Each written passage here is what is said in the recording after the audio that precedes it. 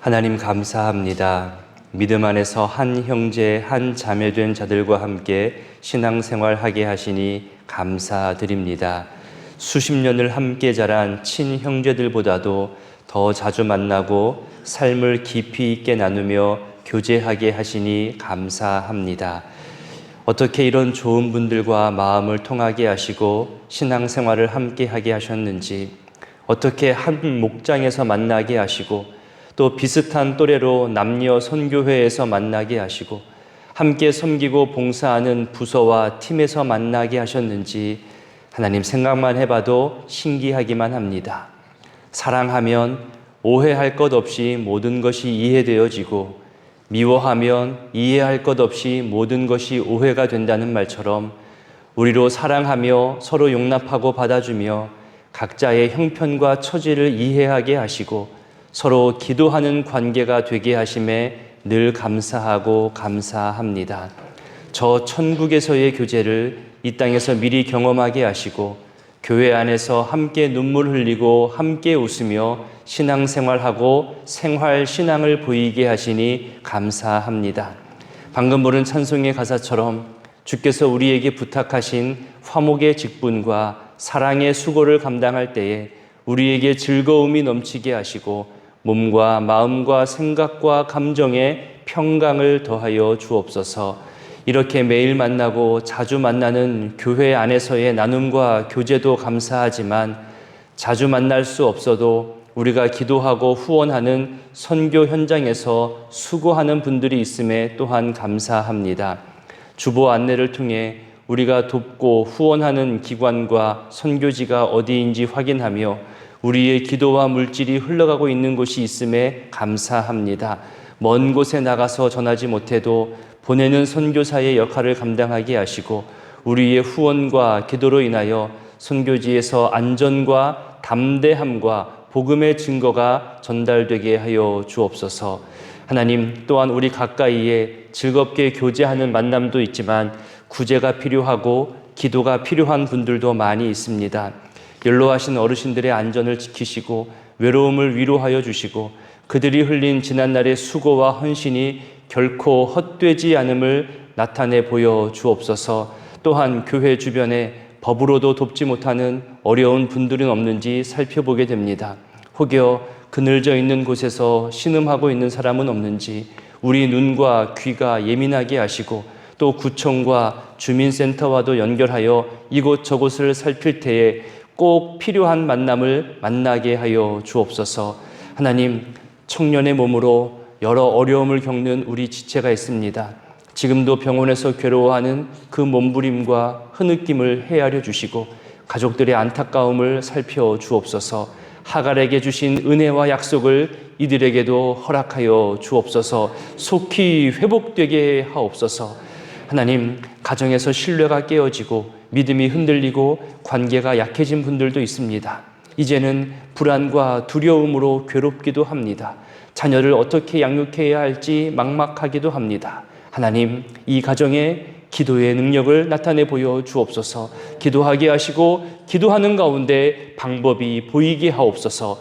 하나님, 이제 교회의 여름 사역들이 진행되어집니다. 우리 미중국과 청년국의 성경학교와 수련회를 통하여서 우리 다음 세대들이 하나님을 자기 하나님으로 만나게 하시고 믿음의 세대들이 급격히 줄어져 가고 있는 청년과 청소년 시기에 믿음의 고백을 담대히 말하는 우리 자녀들 되게 하옵소서. 준비하는 모든 손길에 힘과 능력을 더하여 주시고 준비하는 기간부터 은혜를 경험하게 하여 주옵소서. 하나님, 우리 교회 가운데 생명의 선물로 주시는 가정이 많음에 감사합니다.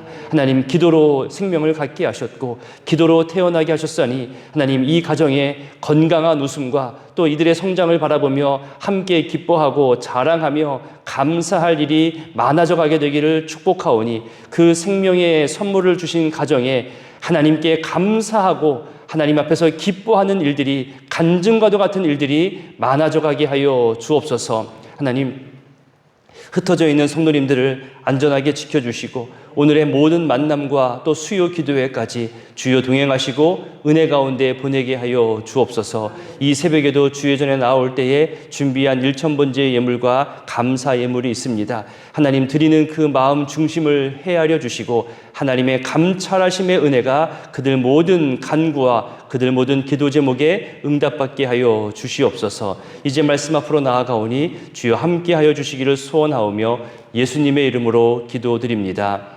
아멘. 오늘 본문은 로마서 15장 22절부터 끝절 33절까지의 말씀입니다. 로마서 15장 22절로 33절까지 함께 한 목소리로 읽겠습니다.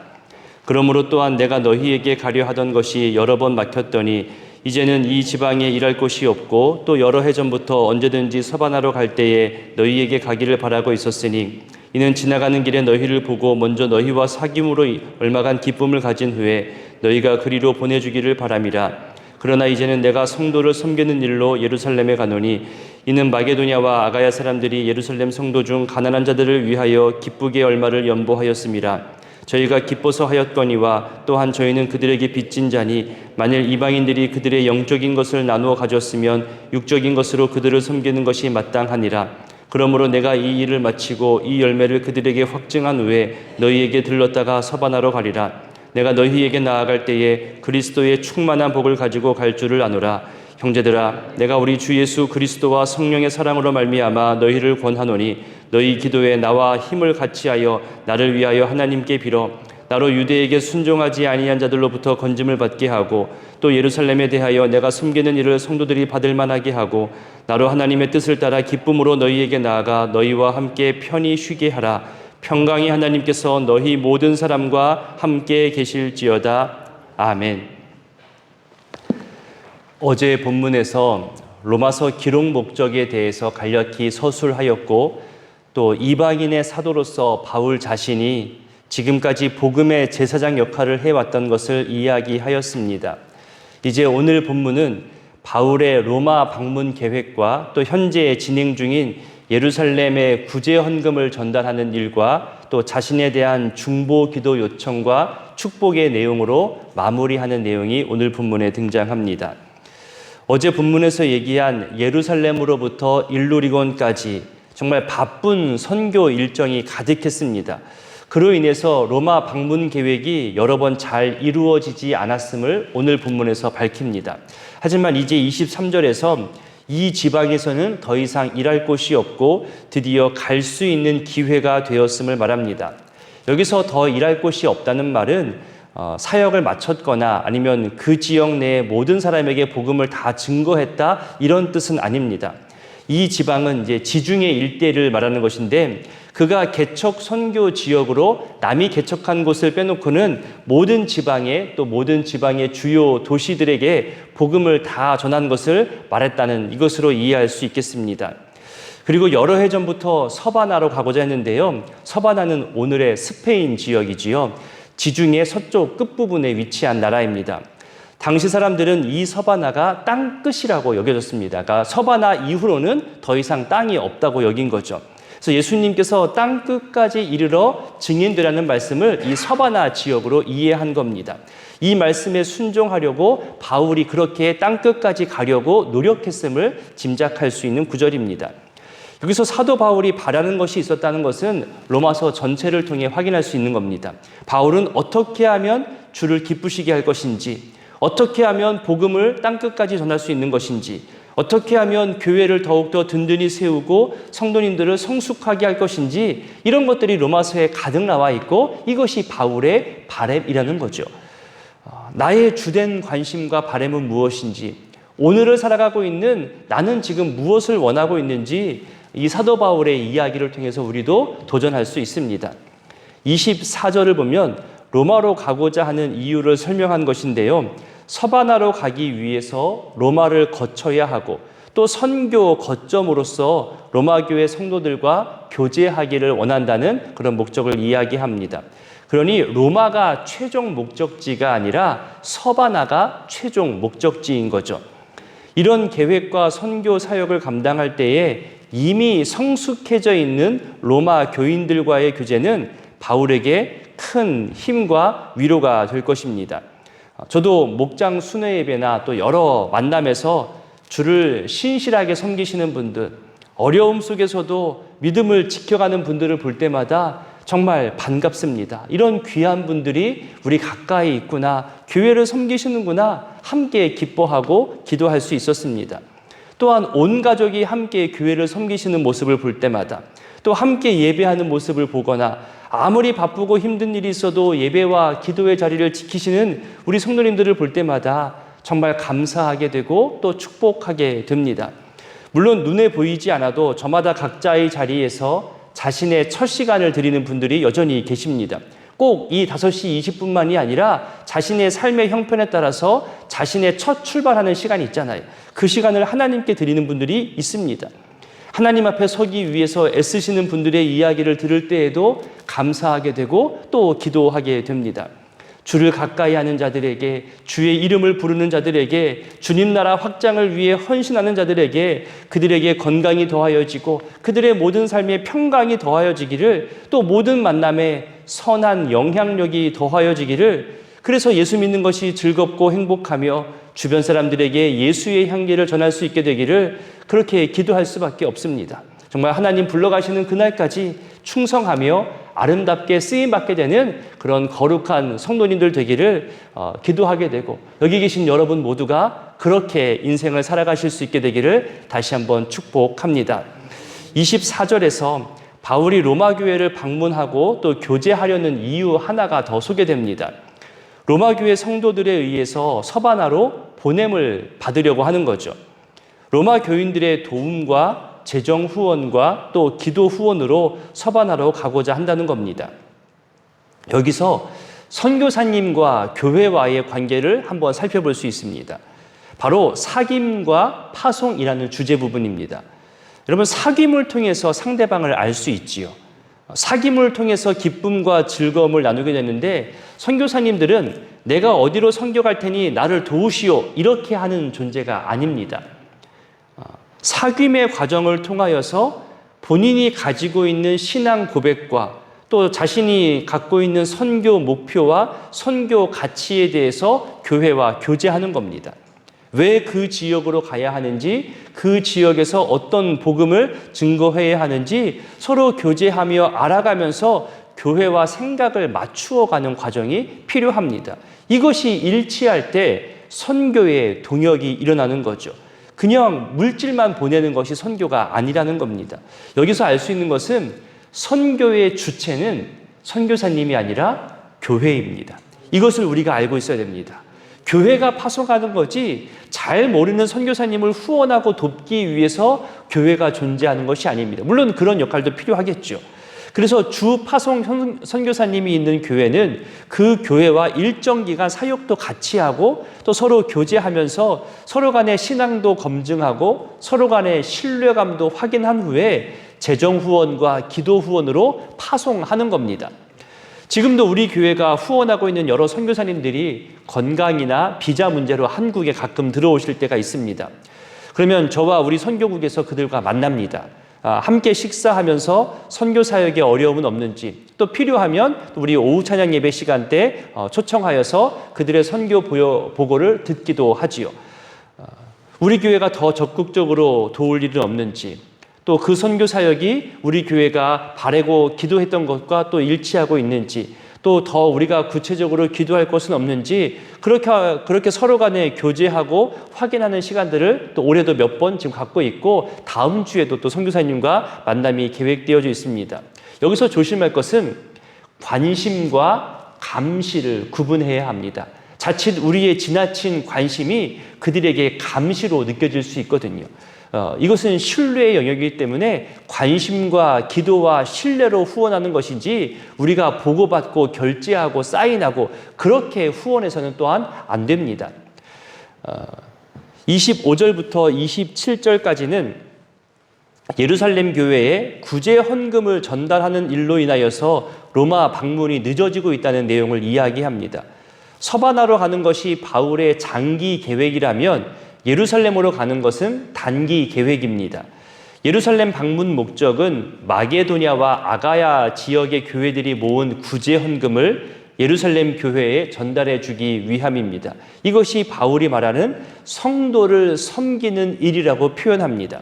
여기서 섬긴다는 말은 심부름하다, 식사를 돕다, 식사 시중을 하다, 또 필요를 채워주다, 봉사하다, 이런 의미가 담긴 단어입니다. 나중에 세움받은 집사의 직분을 이야기할 때도 이 단어가 사용되어집니다. 그러니 집사 직분을 받고 재직이 된 우리 모두는 하나님과 이웃을 위해, 교회 사역을 위해 섬기는 직분을 받은 겁니다. 아까 찬송에서도 얘기했지만 섬기되 화목해 하는 직분을 추가로 받은 겁니다. 모두가 다 덕을 세우고 화목을 위해서 우리가 섬기고 봉사하는 직분이라는 거죠. 바울이 예루살렘 교회에 헌금을 전달한다고 할 때 좀 이상하게 생각할 겁니다. 어쩌보면 지방 도시들이 서울 대도시에 헌금하는 것처럼 보이기 때문이죠.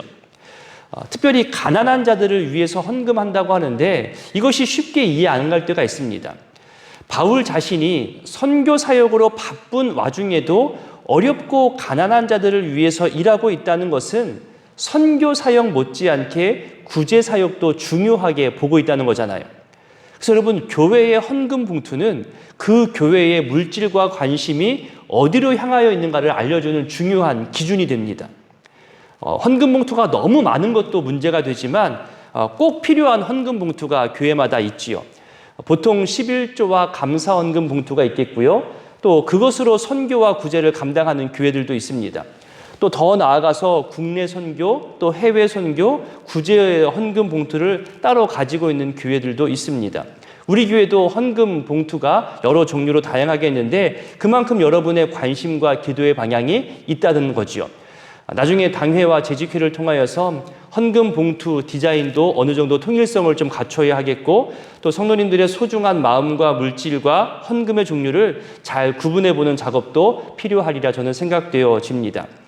이렇게 자신에게 주어진 물질을 하나님의 소유로 여기고 이웃과 어려운 이들을 위해 또 선교와 구제를 위해 내어놓는다는 것은, 이것은 성경의 가르침이고 동시에 교회의 사명이 됩니다. 초대교회 때부터 이렇게 어려운 일을 돕는 이런저런 사역들을 감당하면서 교회가 지금까지 그 역사를 이어온 겁니다.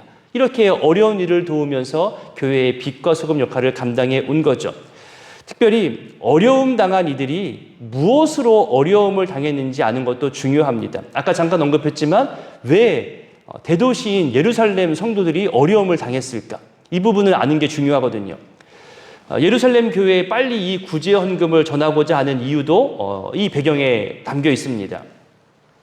바울은 자기 스스로가 얘기했지만 예전에 자기를 향하여서 교회를 핍박하는 자, 교회를 회방하는 자라고 자기 자신을 소개했습니다. 그래서 예루살렘 사회가 교회를 어떻게 핍박하는지, 교회를 어떻게 싫어하는지 사도 바울은 너무나 잘 압니다. 그리스도인들을 유대 사회가 얼마나 차별하고 있는지를 안다는 거죠. 사도행전에 보면 제사장 중에서도 회심을 하고 그리스도인이 되었다는 기록이 사도행전 초반에 나옵니다. 이들이 유대 중심 사회에서 과연 제사장직을 계속할 수 있었을까요? 못합니다. 그리스도인으로 회심한 이후 유대인들로부터 차별당합니다. 성도 상인들도, 일반 서민들도 그리스도인이 되는 순간 실직을 각오해야 합니다. 모든 관계와 거래가 끊어질 것을 각오해야 하는 겁니다. 일감이 줄어들고 핍박이 더욱더 많아지는 거죠. 이것을 몸소 경험해야 하고 바울은 이것을 가까이서 보았고 본인이 그 역할을 했었습니다. 바울이 이것을 너무나 잘 알기 때문에 이렇게 어려움에 처한 믿음의 성도들이 얼마나 힘들 것을 압니다. 그래서 하루라도 더 빨리 이 도움의 손길을 전달해야 하는 사명을 느낀 거죠. 그들이 무엇으로 어려워할지를 알기 때문에, 또 그리스도인이라는 신앙을 가졌다는 이유로, 예수를 믿는다는 그 이유 하나로 어떻게 고통당할 것이 뻔히 보이기 때문에 이방 그리스도인들이 모금한 이 헌금을 가지고 예루살렘으로 급히 가고자 하는 겁니다. 목사의 자리에서 얻고 보게 되는 것들이 몇 군데 있습니다. 교회의 재정과 예산만으로 어려운 이들, 또 눈물 흘리는 이들을 다 돕지는 못합니다. 그래서 속상하고 안타까울 때 있죠. 아무리 개인 호주머니를 열어도 다 그들을 도울 수는 없습니다. 한계가 있기 때문에 그저 간절히 기도할 수밖에 없죠. 그런데 그 기도에 채워지는 은혜가 또 있습니다. 정말 신기합니다. 어떤 분이 찾아와서 이렇게 얘기합니다. 목사님, 제 물질의 11조는 교회 헌금을 통해서 온전히 하나님께 드리겠습니다. 하지만 제 11조의 11조를 어려운 사람을 위해서 쓰이고 싶은데 목사님 신방하다가 정말 교회 예산으로 돕기 어려운 분들을 위해서 목사님 사용해 주십시오. 기도하다가 그런 분들이 찾아오는 거 보면 정말로 신기할 정도로 감동하게 되고 또 감사하게 됩니다. 하나님, 아니요, 목사님, 제가 이번 칠순 때, 이번 팔순 때 자녀들이 준 용돈인데 의미 있게 사용하고 싶습니다. 목사님 신방하면서 또 목사님 사역하면서 정말 긍휼한 마음이 들 때 이 물질 의미 있게 사용해 주십시오. 그렇게 맡기시는 분들이 있습니다. 다양한 이유로 주시지만 목적은 같습니다. 주변에 어려운 분들이 보이거든, 교회 예산으로 다 못 돕거든, 그때 이 물질을 의미 있게 사용해 주십시오. 꼭 필요한 사람에게 작게라도 흘러가기를 원합니다. 그 선한 부담감을 또 제가 대신 감당해서 전달할 때가 있습니다. 너무 감사하고 또 바울의 오늘 고백처럼 기쁨과 기대로 내어놓는 이 귀하고 소중한 물질을 더 가치 있고 의미 있게 흘려보내고 또 그 흘려보낸 기록을 기록하고 또 증거해서 그들에게 또 다시 알려주고 그렇게 선순환하는 역할이 목사인 저희들에게 가끔 일어납니다. 그 역할에 너무 감사하고 이 자리를 빌어서 그렇게 기도하시고 또 이웃을 생각하시는 그 마음에 감사함을 표합니다. 이 내용이 27절입니다. 복음의 빚진 자, 사랑으로 빚진 자, 유대인에게 흘러가야 할 복음이 이방인에게 전해졌고 그렇게 받은 사랑과 은혜에 대해서 우리 영혼이 살림을 얻었기에, 우리 영혼이 생명을 얻었기에 이 빚진 자의 마음으로 유대인 그리스도인을 위하여 우리가 물질을 내어놓습니다. 이것이 27절의 내용인 겁니다. 이 모습이 너무나 아름답습니다. 그리고 사도 바울은 28절에서 이거를 열매라고 표현하죠. 은혜를 알고 감사와 사랑을 표현하는 것이기에 이것을 열매라고 표현하고 있습니다. 그래서 사도 바울은 더더욱 바쁜 선교 일정 중에서도 이방인과 유대인을 연결해주는 이 열매들을 믿음으로 한 형제 자매된 이 증거의 열매들을 전하는 것도 자신이 해야 할 중요한 사명으로 여기고 있는 거죠. 나중에 이방인들이 처할 때에도 예루살렘 교회가 나서야 함을 이렇게 미리 예고하고 있기도 하는 겁니다.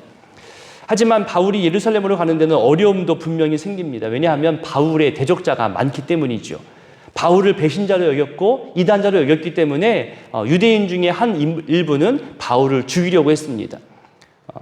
그래서 바울은 30절부터 중보 기도를 요청하죠. 크게 세 가지 중보를 요청하는데 첫 번째는 한쪽으로 치우친 유대인들로부터 자신이 안전하게 되기를 요청합니다. 죽음을 두려워해서가 아니라 아직 복음 증거의 사명을 더 감당해야 하는 일이 남아있기 때문에 자신의 안전을 위해서 중보기도 하죠.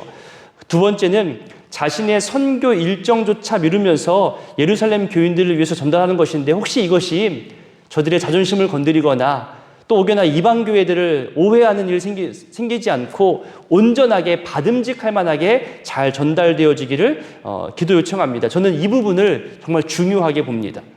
본심을 올바르게 전달하는 방법, 또 본심을 온전히 받아들이는 것은 그렇게 말처럼 쉬운 것이 아닙니다. 늘 오해가 있습니다. 소통이 많아도 오해가 생기고 소통이 적어도 오해가 생기죠. 본심과 진심을 올바르게 이해하고 받아들이는 것이 정말 중요합니다. 혹여나 이방인들의 물질을 유대인들이 다르게 받아들이면 어쩌나 하는 걱정이 바울에게 있었던 겁니다. 마지막 세 번째 중보기도 요청은 너희와 함께 편히 쉬고 싶다는 겁니다. 이것은 사역을 중단한다거나 휴가를 갖는다는 게 아닙니다. 앞서 말한 대로 성숙한 신앙인들과의 교제는 그 자체로 힘과 쉼을 얻는 충전의 기회입니다. 쉬지 않고 달려온 바울이 로마 교인들과 영적 교제로 영적 쉼을 갖고자 하는 바람으로 기도 요청을 드린 거죠. 이런 기도 요청을 하고 난 다음에 평강이 함께하길 축복하며 오늘 본문을 마무리하고 있습니다. 그래서 여러분 오늘 본문 기억하시면서 오늘 기도하실 때 선교사님들을 위하여서 또 선교와 구제의 물질로 내어드리는 우리 교회의 거룩한 그 수고를 위해서, 그 손길을 위해서도 기도해 주시고, 또 중보 기도의 사명을 감당하는 우리 교회의 기도자들이 있잖아요. 그들을 위해서도 오늘 말씀 생각하면서 기도해 주시기를 부탁드립니다. 주기도문으로 기도합니다. 하늘에 계신 우리 아버지, 아버지의 이름을 거룩하게 하시며 아버지의 나라가 오게 하시며 아버지의 뜻이 하늘에서와 같이 땅에서도 이루어지게 하소서. 오늘 우리에게 일용할 양식을 주시고 우리가 우리에게 잘못한 사람을 용서하여 준 것 같이 우리 죄를 용서하여 주시고 우리를 시험에 빠지지 않게 하시고 악에서 구하소서. 나라와 권능과 영광이 영원히 아버지의 것입니다. 아멘.